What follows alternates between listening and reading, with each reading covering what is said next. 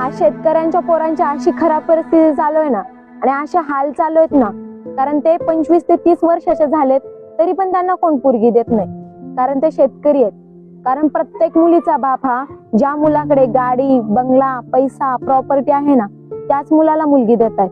मग होतंय काय माहितीये का, ते श्रीमंताच्या घरामध्ये मुलगी देतात आणि त्या मुलीचा छळ करायला चालू करतात. कारण आज सध्याच्या परिस्थितीमध्ये हीच सत्य परिस्थिती चालू आहे. ज्या घरी श्रीमंताच्या मुली दिलेत ना, त्या मुलींचा छळ होतोय, त्या मुलींचा जाच करतायत की तुझ्या बापाकडून पैसे आण, नाहीतर तुला मी नांदवणार नाही. आणि ती मुलगी त्या सगळ्या जाचाला कंटाळून आत्महत्या करते. कारण अशा मुलींच्या बापाला मला एवढं सांगायचंय की तुम्ही आता तरी सध्याच्या काळात काय परिस्थिती चालू आहे हे थोडा विचार करा आणि मगच श्रीमंताच्या घरी मुली द्या. कारण शेतकऱ्याच्या घरात जी मुलगी 2 घास सुखाने खाऊन आनंदाने राहू शकते ना, तेवढी श्रीमंताच्या घरात नाही राहू शकत.